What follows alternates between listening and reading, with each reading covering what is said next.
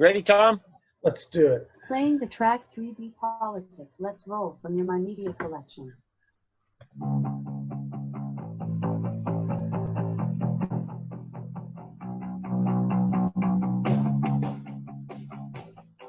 Once again, here we are, social distancing 3D Politics Live. Tom McKay, your amazing host, all by myself, alone and yet together, as they say.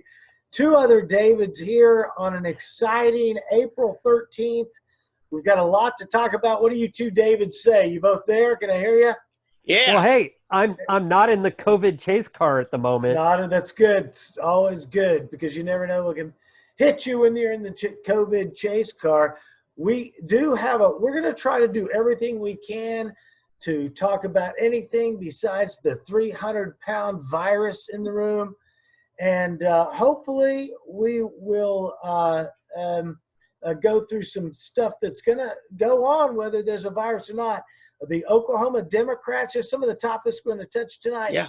The Oklahoma Democrats are outraged by their socialist party leadership. Isn't that standard positioning for children? They cry for what they want. When they get it, they cry for what they got. And then 43 lawmakers were reelected on Friday. Nobody's even trying to run. And that's a whole nother story. There's a Dr. Sudduth, however you properly pronounce that, exposed. This doctor was trying to help. He was exposed to COVID-19 in Bartlesville, and it's just a policy outrage. We'll talk about that. People are going there because they know how to help, and they're being forced to not help in the way it's not appropriate to keep themselves safe. Oklahoma's forecast is adjusted back and up later for peak and more deaths. We've got pandemic politics from Oldham, and he's loaded to the gill with some other stuff tonight. Happy birthday, Jefferson, Thomas Jefferson, right? And yes. Then there's house arrests are actually bills of attainder, according to Oldham. I can't wait to hear more of that. So before we roll into all the stuff, because there it is and what we're going to talk about, I'm going to try to avoid saying the word COVID-19. Take a drink every time you do. And so, so it's been a tumultuous last few weeks. Yeah. Gentlemen, before we get started and before we start the show, what's going on in your life? How are we doing before we get rolling? Well, I've got 3 new resolutions. Okay, let's hear them. These are my quarantine resolutions. Number 1, I'm not as big about jumping in the shower since I'm at home. Well, why is that? Because, the other day my wife got to use the bathtub before me. My God, all that bath oil. I jumped in there. I thought I was going to the hospital. You step in gently, not as much jumping. That's 1. Number 2, we don't need a hot water heater. We just heat the cold water, but that's another thing. So my gas bill went down by, I got a thermostat on that thing now. Okay, good. Well, yeah. And number 3, I'm not into the social distancing. I haven't found a way to distance people and be social about it. So now I'm anti-social distancing. Well, and that's God's honest truth. And that's the question. And are you completely terrified of every neighbor, near and far yet? They walk on the other side of the street when they see me coming. They just go on over the other side. I'm offended. I was an optimist till like March 17th, and I'm a total pessimist. And not because of the government, because of the reaction of the people to what the government's doing. Yeah. I mean, I see grown, healthy young men and women out there with their masks on, afraid of me. Yeah. Well, but here's the thing is, and I shared I think we talked about it last week. You put it up, the meme that I made with the couple being, having protection. Yes. But this whole idea of PPE versus what I'm calling PPH, or the prophylaxis for public hysteria. The this idea that we have to protect everybody else from ourselves. Yeah. Fortunately, I'm just going back to your initial question, Tom. I'm considered essential, don't you know? So That's good. so my life is more or less normal, except that the workflow has slowed. You know, I'm not doing as much, and I'm Yeah. going further to get it. I but- feel like it's cruel and unusual punishment to hear traffic reports on the local news station. That's kind of mean. I tell you what, though, it Yeah. is really nice to be out at rush Yeah. hour Yeah, you and essentials. not have the rush Yes. hour. Yeah, you That is bourgeoisie really nice. essentials. You go on, talk about it. Yeah, but you guys remember it was a month ago was the last time we all got together in the studio, and we went out to grab a burger the night after last the night show. we were allowed. Yeah, before consumerism died. Yes, go ahead. Well, but Wait, there's a remember song in that that. restaurant was essentially a ghost town. I mean, hardly anybody was there. And then the next day, the mayor said, "Oh yeah, you restaurants need to close." Right. I kind of think, in a way, it channeled our anger towards the government instead of each other, because people were staying home anyway, largely. Well, I guess the thing is that I didn't see people out there. It's been the government that's been really fomenting this. Yes. And the media fomenting this thing that, oh, you have to, you're guilty for not, for just being you and just living and doing ordinary things and for being non-essential. And some more than others, right, Dave? There's some communities, some states that are going hog wire, but not all of them. Oh, yes. Oh, and there, in fact, I put up an article today written by a contributor to Constitutional Grounds, and he was pointing out some things that I hadn't even heard of. So you can find it at Constitutional Grounds. But some of the weird things. I mean, New Hampshire was going out and arresting people and declaring forced quarantine on anybody with a New York license plate. Yeah. And some of these people had spent months in New Hampshire because they have multiple residences. They have, a New Hampshire residence and a New York residence. And so they got out of New York early on before they had any chance to be exposed, supposedly. Yeah. But they were going to be under some sort of a decree.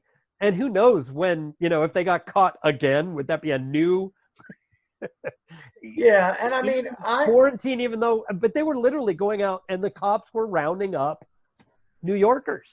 I have, supported Trump, in the efforts because I saw which direction we were headed otherwise.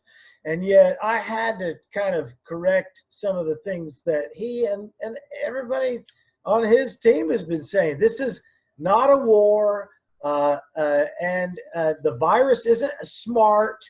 It's not invisible. It's an identifiable virus, and they're treating it. He's, I see myself as a wartime president. Well, I see myself as an NFL wide receiver, but, guess what? I see myself as a billionaire. I just am waiting for the government to fulfill my dream. So, I'm just saying this idea that it's an invisible, this is. Well, this whole bull concept crap.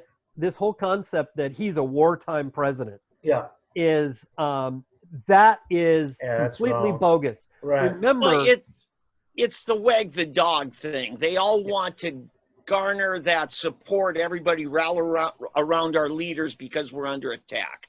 Right. But they have been trying to do this thing as though we're under martial law, and that just automatically suspends the Constitution, and they can issue whatever orders they want. The thing is that's not even the way we wage war. Right. Yeah. Right. It's not a It war. shouldn't be anyway. And I love it. Somebody was talking on the radio the other day, blah, blah, blah. And that's where this analogy breaks down, because it's not really an enemy that fights like a war. Yeah, because the whole war analogy was a bad start in the first place. Plus, what they do is they go halfway through with overestimating all of their full-blown gloom and doom, and then when it comes in not so bad, they say, "Oh yeah, it's working, and we've got so much what I call equity of sacrifice." Oh well, you've obeyed like a little slave so far. We've got to keep it going because it's working. It's working. Well, it's the same unprovable sort of thing. Like Obama always claimed how many jobs he'd saved, right? So, absolutely unknowable. Created or saved, which is created what or saved. Yeah, they're doing the same as though thing he now. had done it, and it's the same thing here. We would have been at the multi-millions dead if we hadn't taken these drastic actions, and now we're at 15,000. Right, and as a capitalist, not I'm even saying we would have been so much better off not investing in all these social investments like the Vision 2025 package, where we can't use any of the stuff that we co-own. All of the stuff that we co-own, that we paid, all these socialist community, we're going to benefit from having the Gilcrease Museum that you can't go to. None of the stuff that you co-own, you can co-use when the government shuts it down. I'll bet you what, if the mayor wanted to go see the paintings at the Gilcrease Museum right now, I bet you he could get in and go take a peek at some of those pictures. But I can't.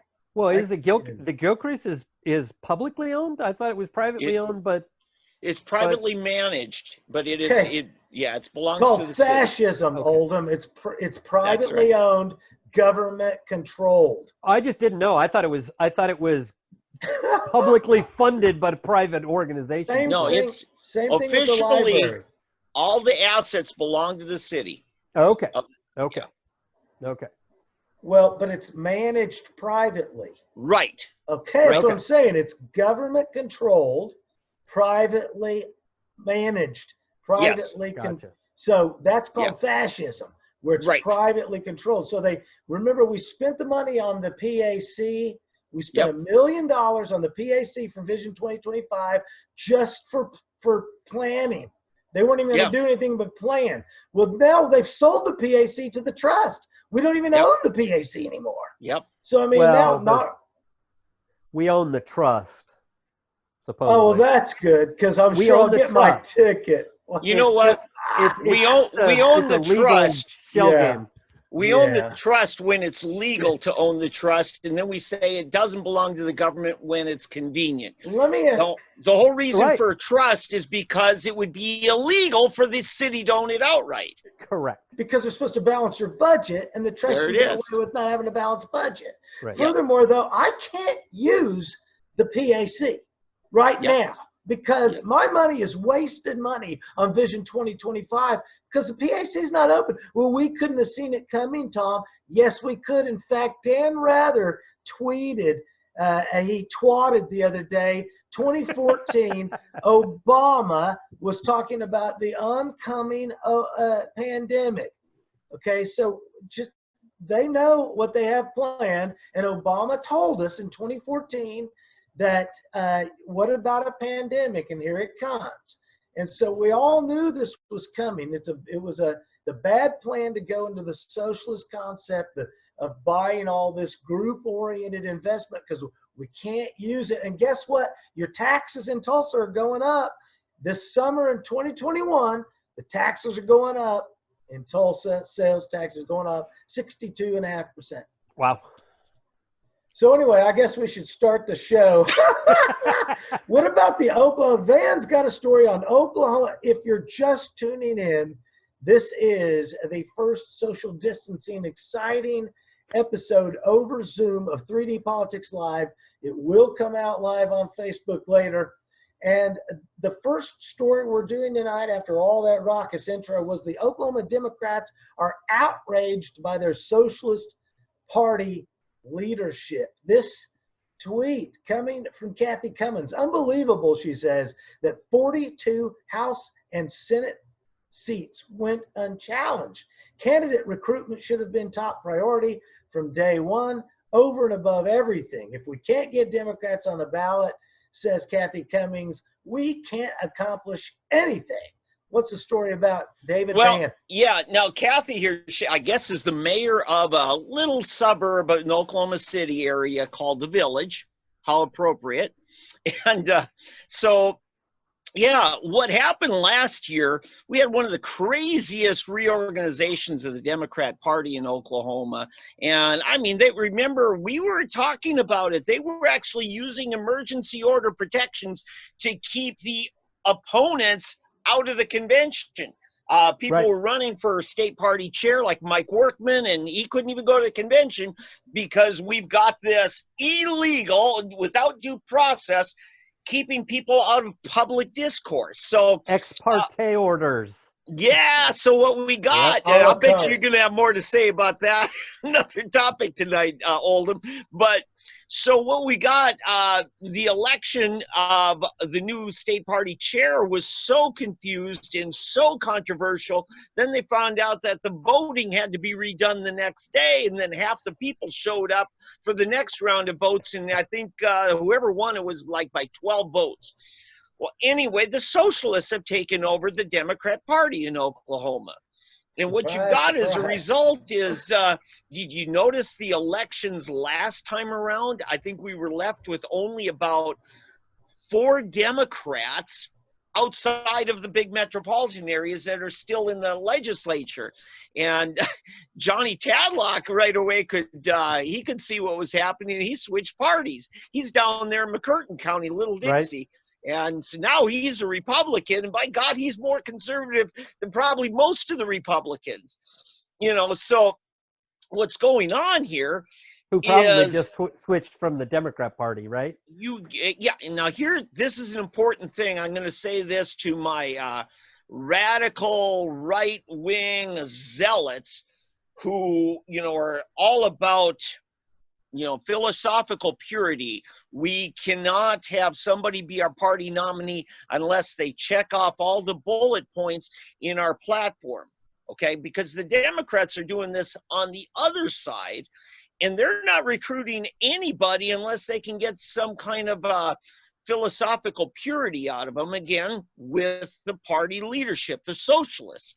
And so they can't recruit in half of the Senate and in House seats. Actually, there were 53 of the, let's see, we got 124 seats, 125 seats. And 53 of them, they didn't even file a candidate. So, you know, it's worse than the 42 she said. Yeah. It's actually 53. Well, it's the 53 who will be, you'll have a total of 53 come June or whenever they actually hold the primary. They will then be, but you've got, which means you've only got 10 contested Republican seats with another Republican. Right. Yeah. I know Sand Springs has a contention going on. Well, yeah, and then there are some other ones where there's also an independent or a libertarian, but not a Democrat on the ticket.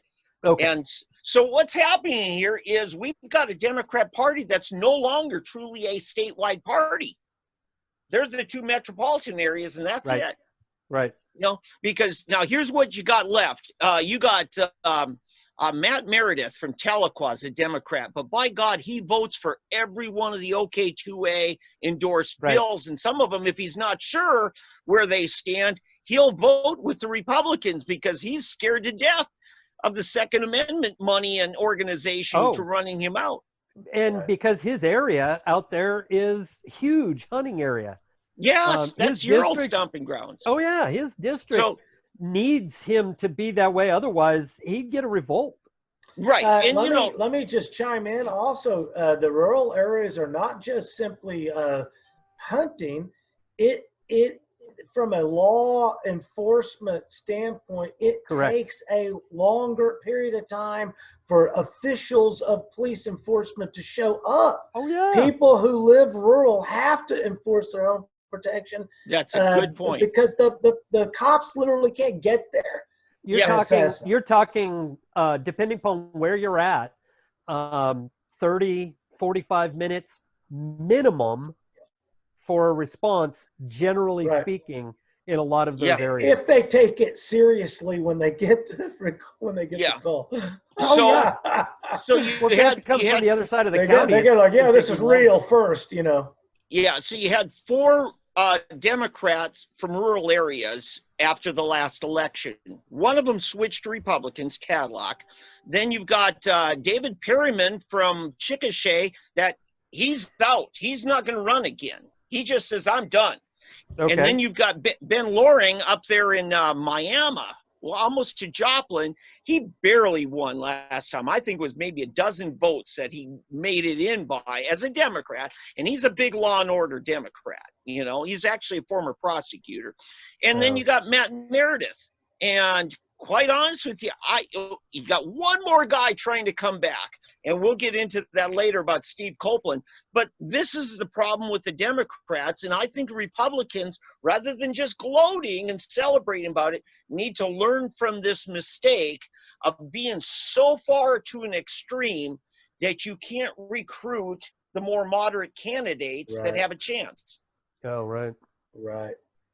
It's like the libertarians, you know, the libertarians of Harry Brown, 1999, 2000, they were actually like people you could, you know, deal with. They were into individual rights, even if you were a fetus. But today's libertarians, I mean, they're like just 2 steps closer than Paul Tay. You know, they're off the edge. It's guilt by association if you even discuss with them. So, well, Joe Exotic got votes. Yeah, I mean, it's, you know, we're right off the edge. You know, everybody worried about his hair, but I mean, how can you straighten that nose? Almost no way. My God, I didn't know a tiger could pack a punch that would break your exotic nose like that. I had no idea. The best part, hey, if you're just tuning in, because I know you are, this is 3D Politics Live. Tom McKay, your amazing host. I've got David Vann with Sooner Politics, David Oldham with Constitutional Grounds.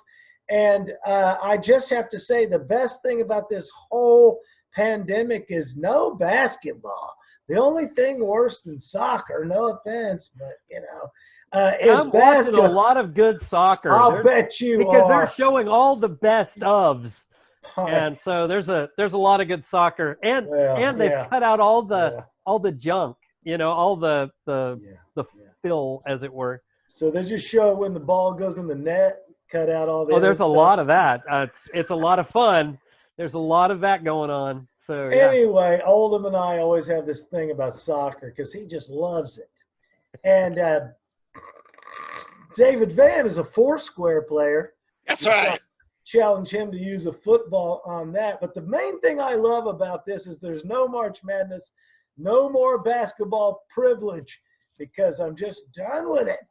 And thank goodness we don't have to watch 85 teams play 85 games of basketball madness. We're going to talk more also. What about, now, there's a guy by the name of Dr. Sudduth. I hear that he was trying to help out. He was forced by some bad policy to not take his own precautions that he wanted to. I have people that I know that were considering taking the great money, some $10,000 a week, to go to New York and work as a respiratory therapist there to help people. And the people that I know that trade, they're like, oh, I should go help. And I'm like, why? They said, because I know how to do it right. And my question was, what makes you think they'll allow you to do it properly? Tell us about how Dr. Sudduth contracted this disease, COVID. Yeah, and I've got his picture posted up there, smiling in the hospital scrubs.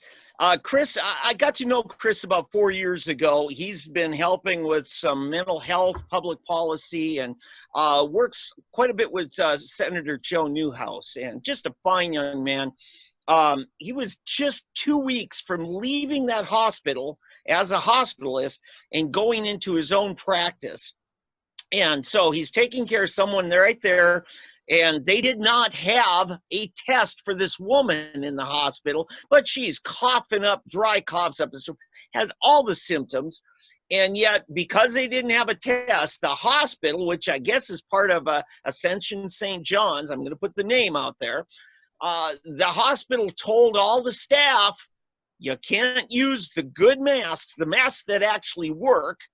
the N95 mask unless they're actually tested and confirmed positive for a COVID-19. So he has to put on their typical operating room, the light paper, fluffy little pleated one, and it didn't work. The guy ends up sick within a few days, and my God, it was horrible. And he talks about it. You can pull it up on KTUL.com, Channel 8's news site. And I'm just happy to know Chris is back. He survived it, but he was inpatient. He got hit really hard. He's a healthy young man, you know, and it's just really sad to see this kind of thing happening when they had a stockpile of masks, but we're told, no, you can't use them. Now, I've got to say, in defense of the public policy, is it's changed. 2 days, 2 days later, they said, no, anytime you suspect somebody, you put on the N95 mask. So this is a problem when government starts commandeering materials and starts telling a hospital that they can't use their own protective wear. Well, this is how good people get hurt, because they say, look, I'll throw myself in there in a dangerous situation because I know how to protect myself. Yeah. And then somebody who doesn't know what they know tells them, oh, here's the rule. And this is bureaucracy. Just bureaucracy rolls through your safety checkpoint. Yeah. No, here's another point to it. He knew that mask he was putting on didn't have a chance to protect him, but he still took care of the woman. Still got her, and she got tested. She started getting treatment, and from my understanding, the woman survived. So he, provided proper care. Right. He was doing his due diligence, even though it put his life at risk. But this just tells me the masks that all of us are being ordered to wear, the scarves, the bandanas, aren't doing squat. So why are we even being told we have to wear them? Well, remember, you're being told you have to wear them as PPH, not PPE.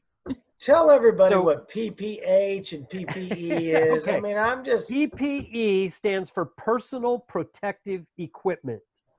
Now, forever until this time around, and with vaccines, it's been coming on, is that we now are considered by pharma and everything to owe it to everyone else to make ourselves completely sterile so that we are it's impossible for us to pass anything along to anybody else. Okay. That's the propagation. PPH, as I'm using it, I'm making that term up, but that's where it's protective equipment for everybody else. Okay? And so we're all dirty. We're all dirty. We are tainted. You are tainted. You are a filthy, 40 years to try to say human being. And that is why you must wear this thing. And all these masks are now being the bandanas and all that. That is just to keep your spittle, because you go around spitting on everybody and breathing on everybody. And so therefore you're going to infect people. So you're wearing this thing to keep from infecting them. That is what it is actually why you're being ordered.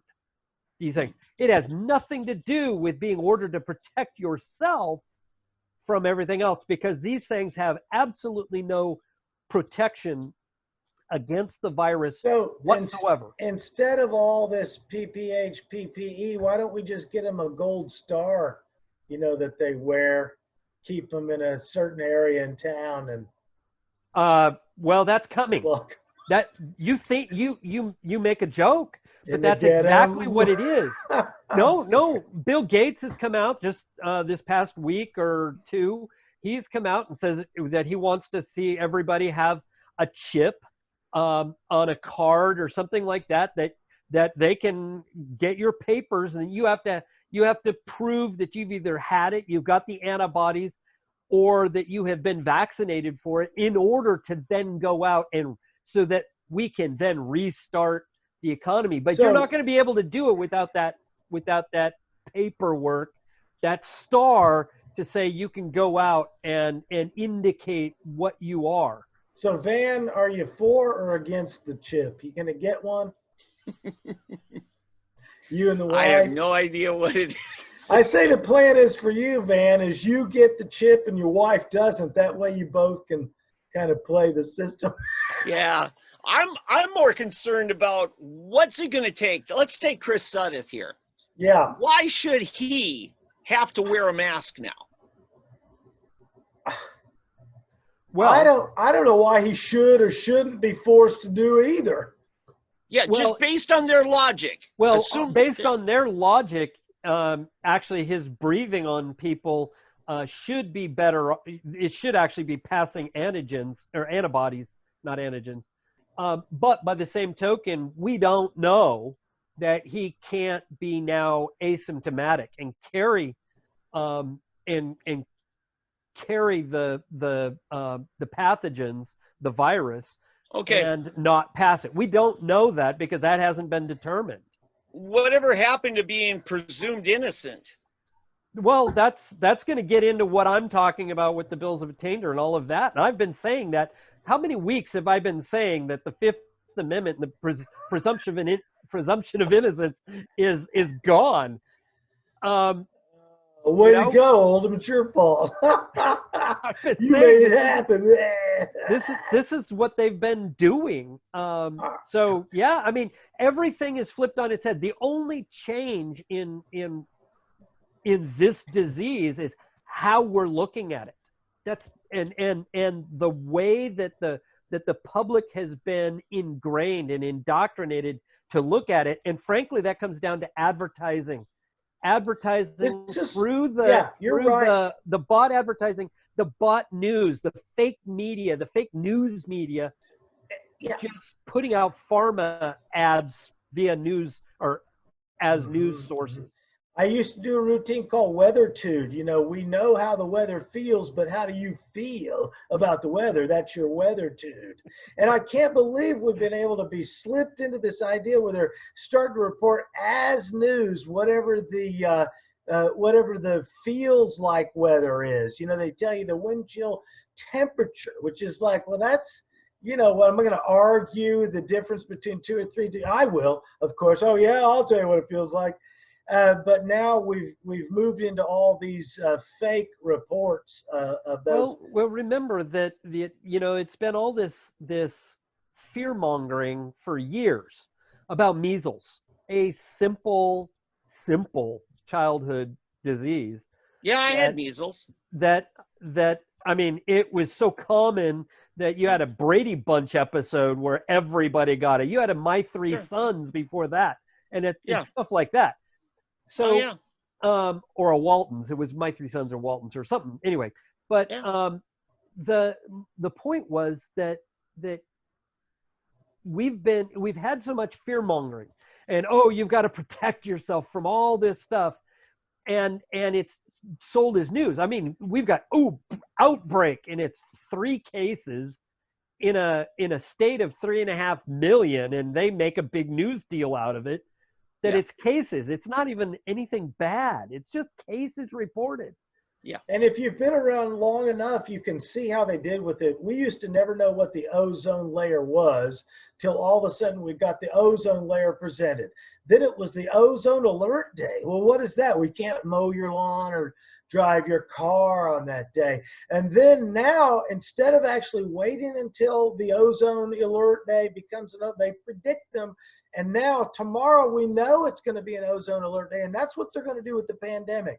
With this pandemic, they have inserted an annual panic that will go along with Easter.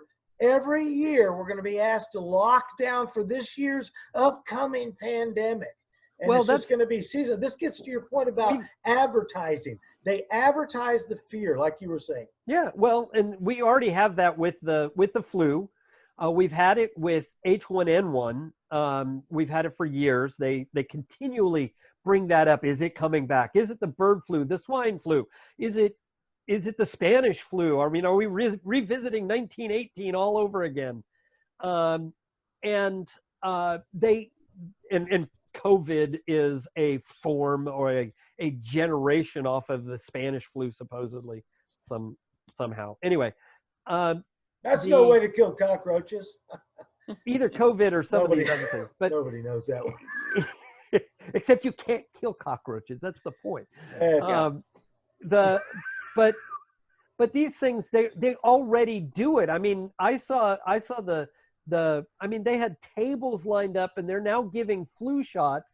Pharmacists are now giving flu shots. It used to be that they actually made people be not quite phlebotomists, but you had to be a nurse or something like that, or a nurse assistant or a physician's assistant in order to give a shot. Now they've opened it up for pharmacists to give shots and pharmacy techs and things like that. Wait a minute, Oldham. That's just loosening up our licensing requirements. That's liberty. You should be for that. Wow. Not during a damn pandemic. So that's going the right direction, right? Yes. Hey, on those, I got a question on those vaccines, like the flu thing. It's not even a vaccine; it's a flu shot. But I mean, do you have to hit a vein with that, or is it just going to the muscle? No, it's just into the muscle. Okay. Our fatty under the skin. tissue. Yeah. It's hypodermic. Plenty of that. It shouldn't be deep, but I don't know exactly where they shoot with it. It used to be, and they've lightened up so many things. In fact, they create problems, and nurses say they create problems partly because they don't aspirate once they're in. They don't pull back a little bit and get a little bit of fluid coming from your body and then inject. That they say is a problem. I've talked to a couple nurses. Why do they do that? I don't know. I've never been trained in it, so I don't know. But now they just kind of inject and shoot it, and it might be that it has a chance to inject a little air. I don't know what the entire point is. That's true. You don't want to be putting air in. Well, you certainly don't want that. That's a different issue, but but they say there's certain things that they're not doing now that they used to do. And they've taken off of best practices, and with these new people, they're making it so it's simpler to give. So they don't train as much on it, and it's causing some of the side effects. Maybe we should write a law that makes them do it. Well, actually, no. I'll enforce it. Actually, no. The point is that it should be in there that that you can sue. The problem is that because it is a vaccine, you can't, because they're given unconstitutional protection by government that you can't. And so even the malpractice about how it's given is protected. Hey, if you're just tuning in, once again, Tom McKay here with 3D Politics. I got David Oldham, Constitutional Grounds, and David Van from Sooner Politics talking anything besides the 300-pound virus in the room, and yet We've still done nothing but having to talk about it no matter what. I mean, it's kind of like original sin. How are you going to get out of it, right? Yeah. We're getting the band back together. Oh, yeah. Tell me about that. Yeah. So 3 years ago, there was these guys, the Blues Brothers, I call them, but it was actually the Platform Caucus.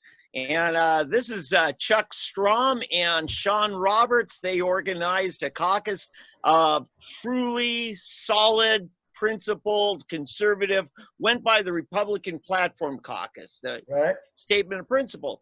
And by golly, they were able to coalesce a group of, I would say, roughly a dozen or so, more or less, depends on the vote, of people that would say, no, we campaigned on these principles. We joined the Republican Party because of the party platform principles. And, this turned into the biggest bloodletting fight, is civil war within the legislative Republican caucus, to where you had their colleagues raising money to give to opponents of these incumbents. And it turned into the nastiest thing. Well, Chuck Strom, there with on the left, he was defeated because they went out and recruited somebody, run against him, gave him a lot of money, and really pushed for it. Sean Roberts barely made it back in last time, I think by less than 100 votes in his House district. But now this time, here's the cool thing. 3 of the guys who were part of that platform caucus who didn't make it into the next session, either they just said, you know what, I'm out of here, or they went down to defeat. 3 of them said, okay, I'm running again. One was George Fott from the Muskogee area. Now, this will be his 3rd tour of duty because he was serving in the House and then decided in 2012 to run for the 2nd District congressional race. That went to a runoff. He barely lost that. It was a tough race. But then he got his seat back a couple years later, and now he's going to run again. Then you've got Rick West, so a freshman from over there in God's country. When you get off of the Talamina Drive, just before the Arkansas border, you just dump right into Rick West's side. Beautiful. I always get off when I'm on the Tallahassee Drive. There you go. There you go. Go ahead, Dan. I'm just trying to help you out. Anyway, and then who else we got? There's somebody else that's running. Mike Christian from Midwest City. He left the legislature to run for sheriff. He didn't get the support that he should have had from the Republican Party over there, and he lost to Wetzel. And the whole community would have been better off. They would have got rid of Wetzel before the scandal hit. Because that guy Sheriff Wetzel was running the deadliest jail in the United States. And so Mike Christian's coming back, or plotting his return. Then you got Chuck Strom here. Now, I talked to him. We were at a Christmas party last December, and he said, business is going good. I'm not interested in getting a rematch here and going back in. So I said, well, I tell you who should run. I pointed his wife standing there right by us. I said, Angela should run. I said, she's probably a better debater than you, Chuck. Well, you know what? Angela just filed. So Nice. Got Angela coming in. She might, if she gets in, she might be the most determined conservative stalwart in the traditional conservative sense. Not always what Oldham and I would call liberty. Yeah. But anyway, having a real strong, fearless voice. So what's happening here, we've got a bunch more other ones come in that who knew they would be so conservative. We got guys like David Hardin. Remember David Hardin, Oldham? He wrote that great bill about Second Amendment rights where he's quoting from the Constitution. I think, hey, listen, fabulous. Tom, I think Oldham had an orgy just reading that, an orgy. What'd you call it? Other org. Somebody was reading this. He's like, hey, everybody come over. See, these are terms they're not familiar with. Yeah, of course. Anyway, but here's what LSD is like. So we've got what could end up being, even if it isn't an official platform caucus, you've got a contingent of strong conservatives there, depending on the issue. It won't always vote identical, but you're going to have what looks like a resurgence of a strong conservative faction of the House. It'll be something, hopefully, that we can work with, and hopefully they will take to some education about the Constitution. Yeah. Just because there are aspects that where they actually will end up in their own way, although it's from the right-hand point of view, they will line up with as tyrants dictating to the rest of us. And I just want to see that end. And tell us how that happens typically. Well, typically what it is they want to have dictatorial power so that they can dictate things like we're going to have school prayer and take captive audiences and force them to be party to something they don't like. Mm-hmm. Usually or that they will they will try to impose their beliefs on the rest of us. Prohibition of drugs is a prime example. Bingo. 4 years ago, if a mother had a little bottle of CBD oil to treat her kids, let's say a seizure issue, she could go 5 years in jail for that. 5 years. It was the people on the right that kept seizing children, all because of their their deluded Yeah. fear of marijuana and CBD. Yeah. So. And so they're really something to be feared in their own right, but they generally are better than the rest. Okay. And we just have to work with them. Hopefully they will be open and not so caught in their personal beliefs that they want to run roughshod over the rest of us. If I may just add there, the argument between whether using CBD or not using CBD oil is proper or not is the weeds. In this particular example, the parents should decide. It's really not, I mean, it's not about whether the CBD oil is good or bad, really. Right. It's up to the parents' decision. The point is that we need to reestablish individual and parental rights. And that runs in the face of somebody trying to dictate to you what you must do because of some personal belief on the part of the legislator. Yeah, and another area that Oldham, I'm sure you agree with me on, is the blue laws. Legislating that, Sunday you go to church, you don't go shopping, or things like that. Because we still have several of those on the books. I was talking to Henry Grimo the other day. He said, I still can't sell a car on Sunday. Oh, that's ridiculous. Yeah. That car dealers, I don't even know all the blue laws here in Oklahoma, but I know that there are too many, and that somehow they ever had the authority to create them is just absolutely asinine. Right. Yeah. So anyway, getting back to this platform caucus, if they can hold certain things in check and understand that, people can be devout in their faith and still have practices of maybe I go to church on Thursdays and Tuesdays, right? Because the Apostle Paul said, hey, there's some people treat one day as more, holy than another. And so, so you're going to have to dialogue with them. I think Oldham's correct in that. I think this bunch, we probably do have the opportunity to have a respectful dialogue and bring things in the right direction. As you guys talk about the future, one of the things I'm scared of for the class of 2027, because it was 2 years ago when the teachers walked out on the children and screwed up all of the reading programs for the third graders. 2 years later, now the fifth graders that were screwed up in third grade are having their year screwed up again. The fifth graders this year will graduate in 2027. They will be the least prepared among us and the most prone to being scared into obedience by the government. And just like the blackouts, and we have more children, we've already heard people talking about, because of the pandemic and people being closed in, we're going to have a little burst of population. There's going to be babies born in 9 months.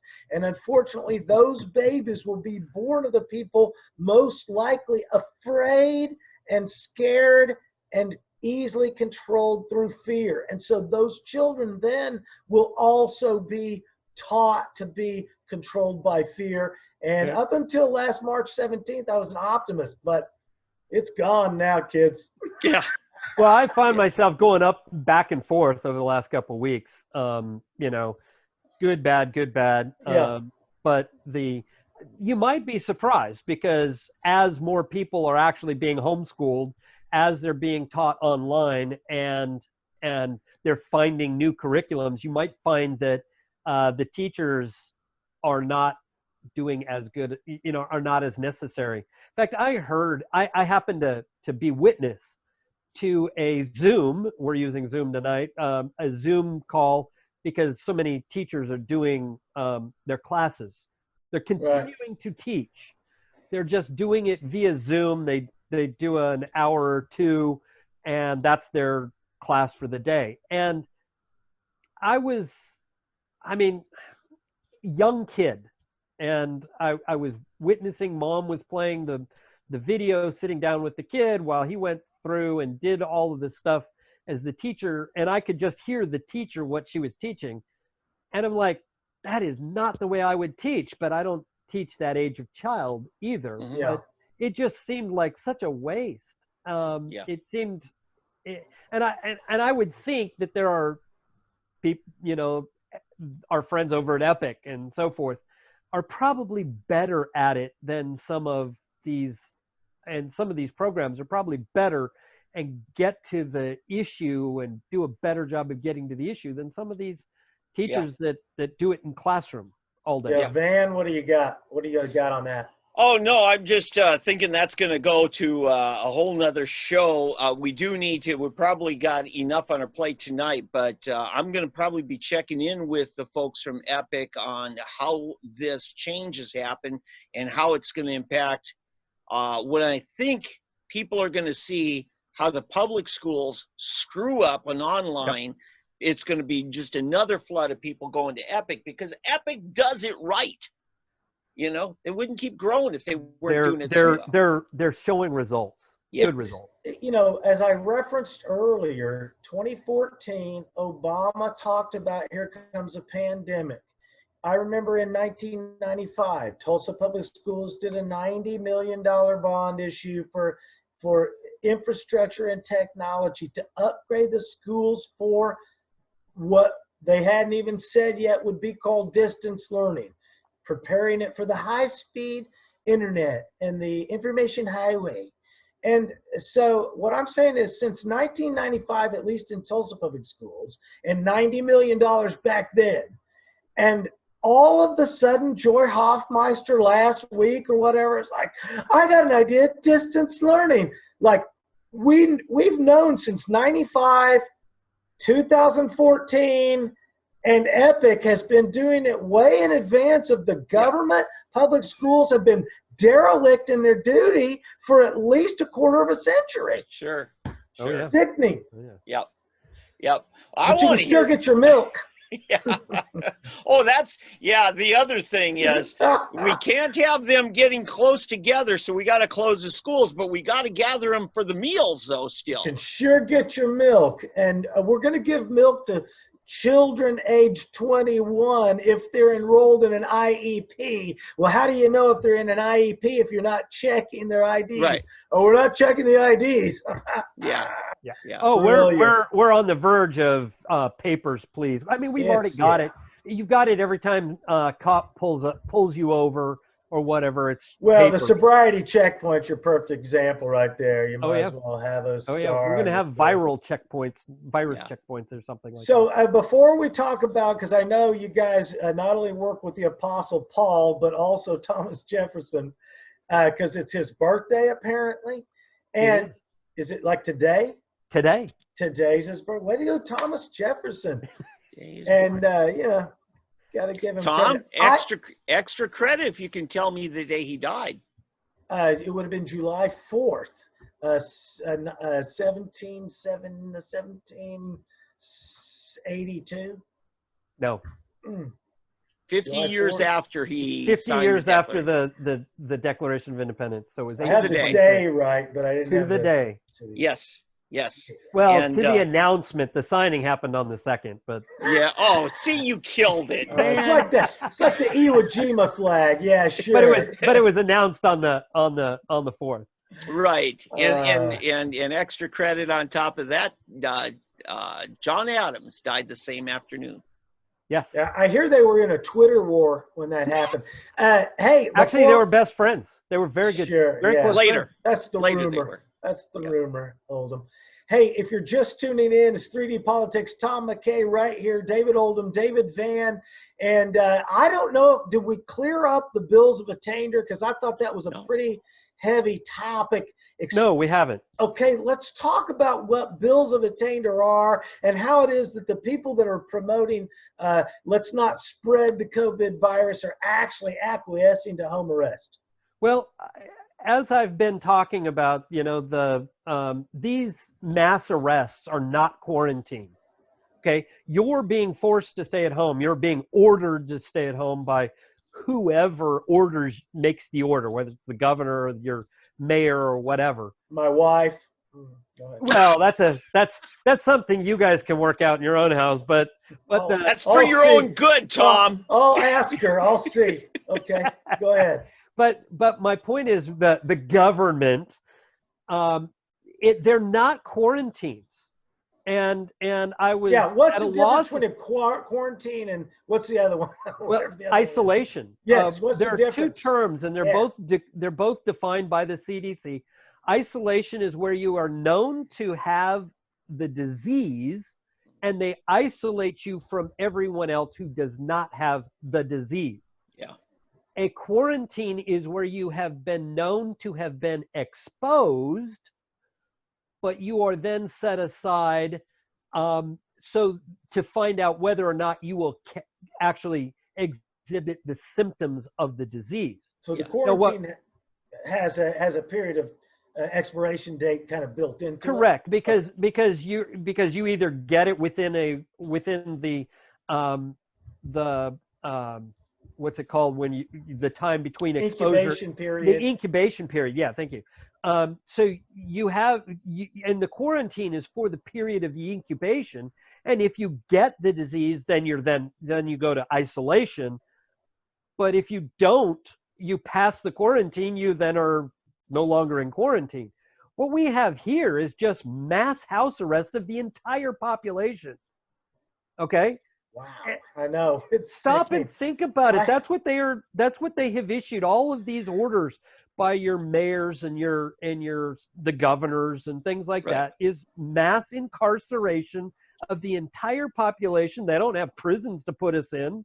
I mean, come on, in China, they were actually throwing people into camps and prisons and literally welding people into their apartment. So Van, did you see them pull the guy off the bus in Philly? No, what happened?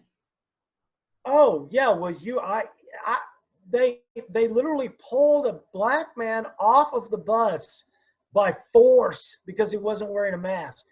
It looked like something out of 1968 where they were just manhandling black people. Oh and this is exactly my point about the bills of attainder.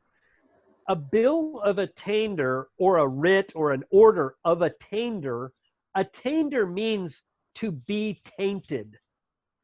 Okay, and the writ or the order is an order of government taint upon a person, and it typically would end in death. Originally, it would end in death, carry a death sentence. Later on, it would carry a forfeiture of property, a forfeiture of title, a forfeiture of lands, and so forth. It was a British creation that probably the most famous, or what to me was the most famous use, was when King Henry VIII wanted to use bills of attainder to have the legislature or the parliament declare death sentence for his wives that he wanted to get rid of.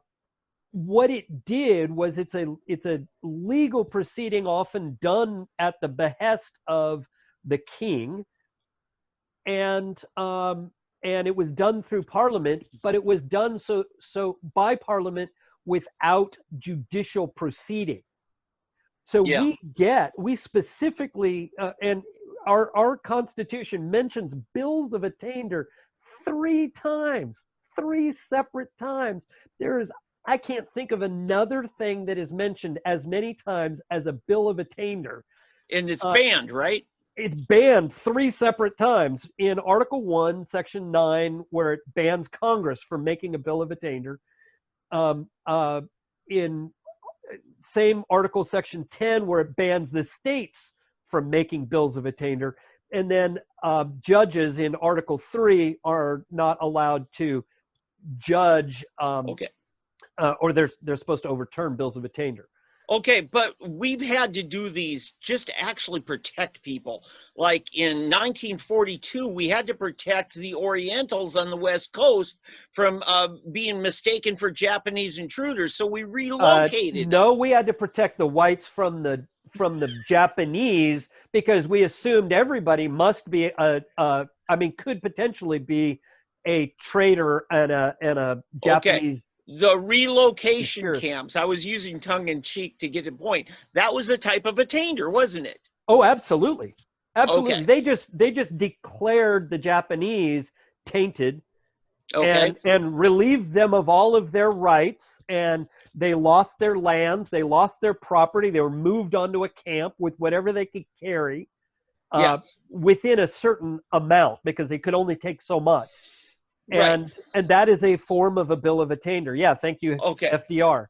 So we are all essentially being relocated from the public, moving about back to whatever private property we have, and told to stay at one place.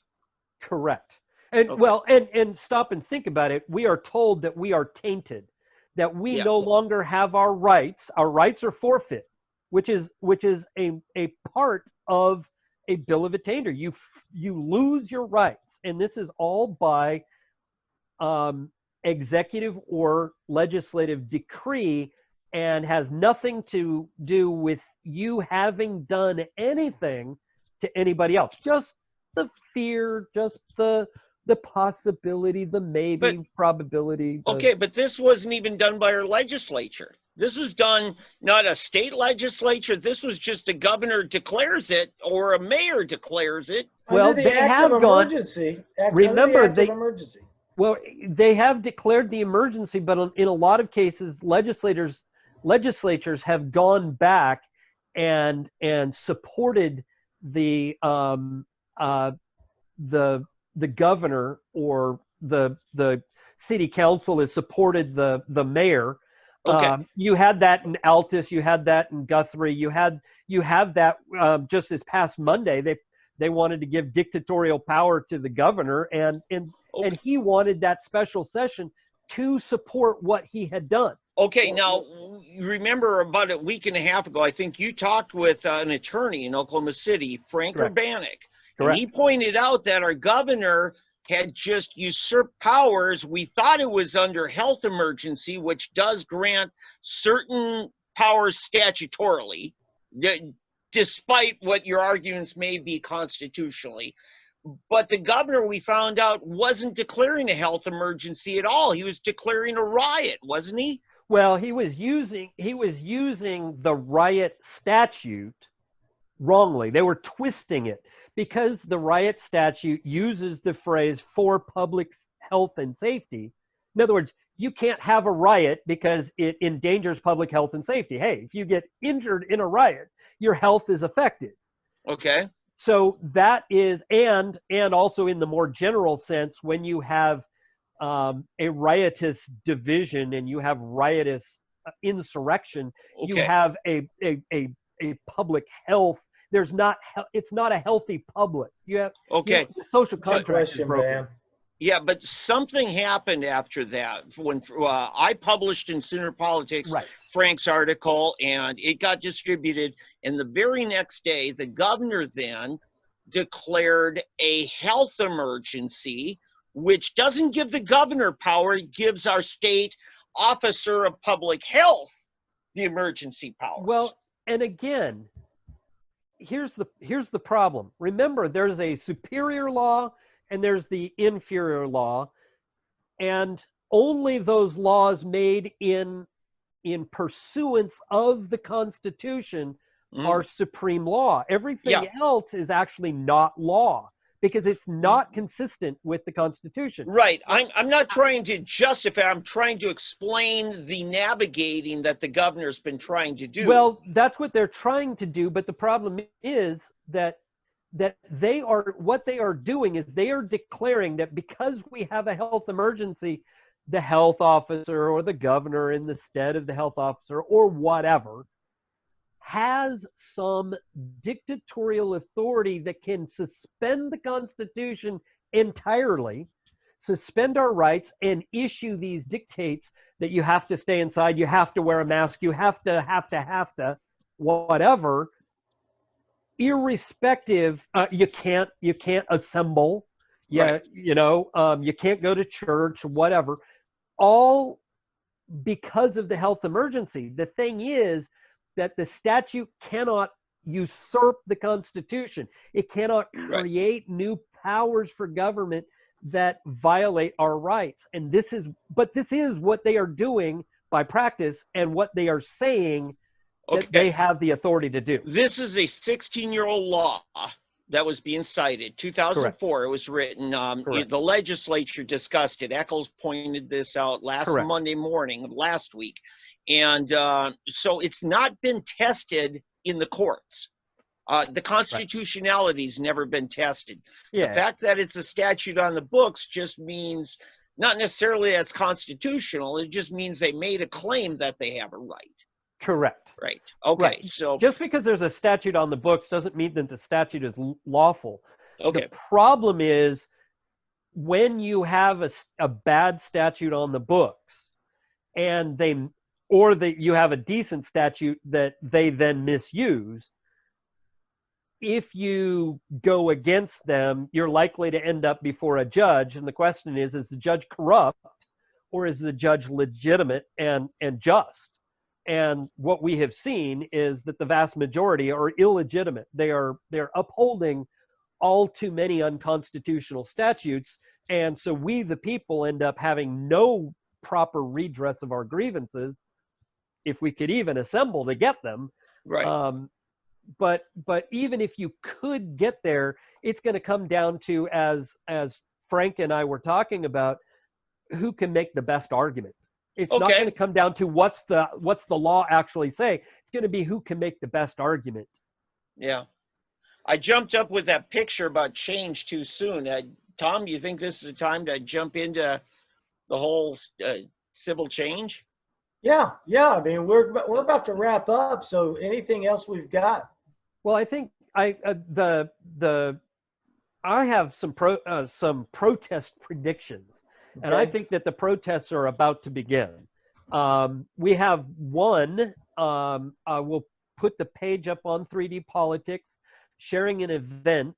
I shared it earlier today on constitutional grounds, or I should say on this article on constitutional grounds, it was shared, but there is a protest coming up at the Capitol on Wednesday, 2 p.m., drive down to the Capitol. We're going to meet at Penn Square Mall to begin with, form up in a caravan, and then caravan over to the Capitol, and try to make a statement that we're all within their guidelines, their illegal guidelines. I want to get out and just wander around our house and have a gathering, but they want to, the organizers want to kind of try to keep anybody from having too much of a problem. And I don't think we have any no car gathering things in Oklahoma City. So anyway, 2 p.m. Wednesday, 1:30 meet at Penn Square Mall, and we'll go down there, decorate cars up. Okay, let me ask this. The right of redress of grievance is a tantamount constitutional right. Absolutely. The right of peaceable assembly is tantamount, especially in the political context, right? Absolutely. So the fact that there being a health emergency, if our Constitution is under assault by our own government, then it becomes a requirement of a good citizen, does it not? To do this at the very least. Actually, the duty of a citizen is to overthrow these tyrants. Yes. And that means at whatever cost. Who you calling citizen, amigo? Well, actually, the Constitution does. All right, so, right, but again, the oath that most every public officer swears to upon whether they're elected or appointed is to defend the Constitution against all enemies, foreign and domestic. And you know, I'm glad you brought that up. That is the oath. They do not swear to protect their constituents. They do not swear, but that's what I've been told by politician after politician after politician. Said, I swore to protect my constituents. Okay, like, so here's my point in this. In Mr. Police Officer, Madam Police, peace officer, your oath did not say to protect the government against all enemies, foreign and domestic. It's to protect the Constitution. Absolutely. Because they are not the same thing. They are not. The thing is that they couldn't care less about the Constitution. And so what they want to do is they want to uphold the law, and for them that means their code book, their statute book, whatever they have to work off of, and it's usually in a little flip pocket thing that they carry around in one of their pockets, and they look up their codes that they can write on their citation. It's their citation code book. So That's they don't what have to think of. for themselves. Absolutely. And they go off of virtually nothing else. Yeah. And so because of that, when you bring something up, it's like, hey, this is unconstitutional. They don't want to talk it, or they hit their little button. It's like, oh, we've got to record this because this we might have to use in court. You know, one of the main things in the mayor's race 2016, and it was not only Dewey said it, Dewey, DBJ Jr., but GT, the constituents, the people of Tulsa, not only have to be safe, they got to feel safe. It's like, what oath did you swear to make me feel? You know, how are you going to make me feel something? It's just, well, don't answer that. So when is our get together, Oldham? What get together do you the big speak protest? Of? The protest? Yeah. Well, you mean for Tulsa? We need to arrange one. I haven't made one yet. You mentioned one at the Capitol. The Capitol is this Wednesday, so day after tomorrow, 1:30 meet at Penn Square Mall. We'll go to the Capitol at 2. All right. What color ink will the government be spraying us with? Probably invisible with an electronic tracker. Hey, when you go through the turnpike, it'll spot you. I was the ultimate optimist till like March 17th, whenever all this hit. And when I see the protests in Hong Kong, I just don't see that kind of testicular fortitude here in the state. I don't see any protests like that. I mean, maybe. Well, not yet. Part of the problem is that although I think a lot of people are being fed up or getting fed up, by the same token, I think that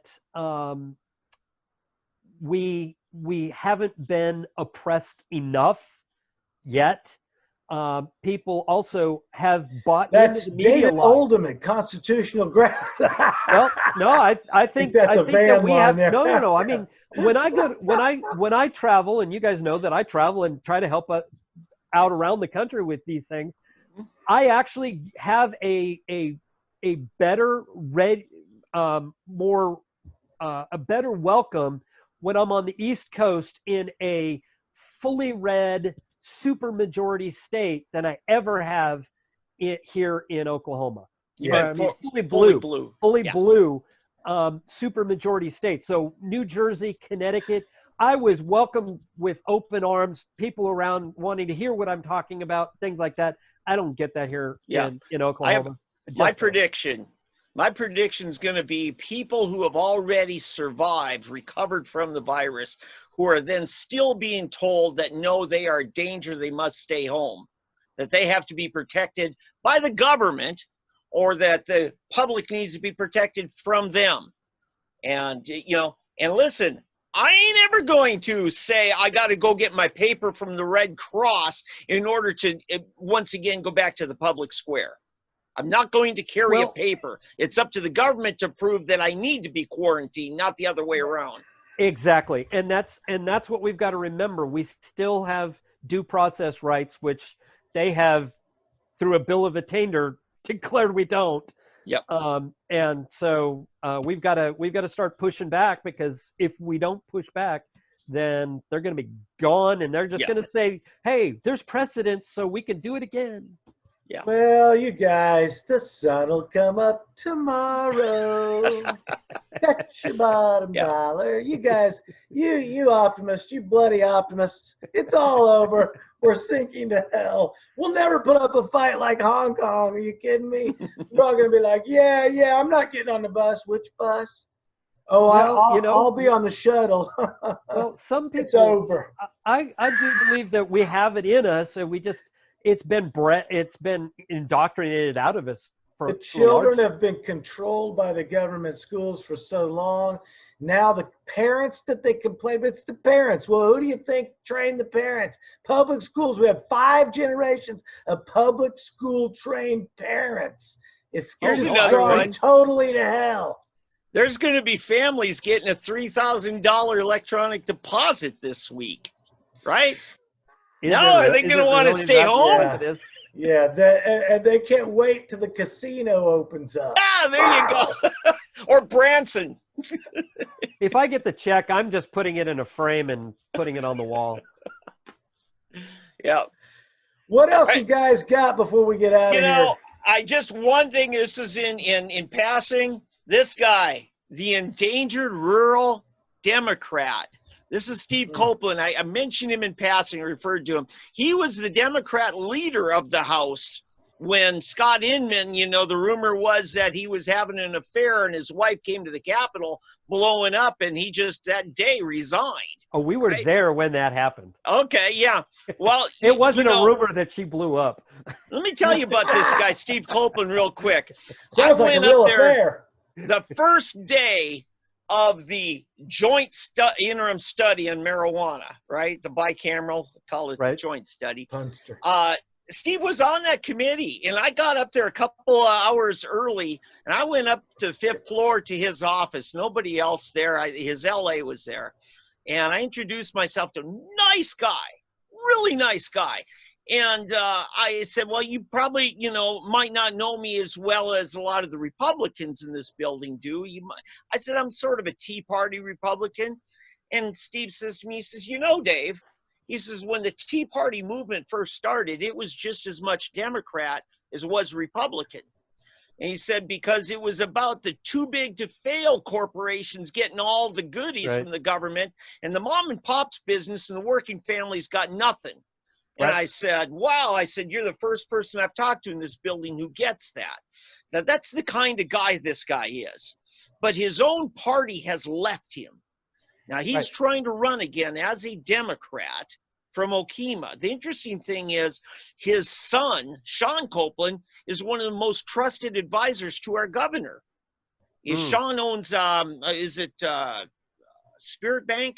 I believe Spirit Bank is owned by Sean. Oh, really? Copeland. Oh, yes. I didn't know that. And he's serving as our Secretary of Commerce for the governor.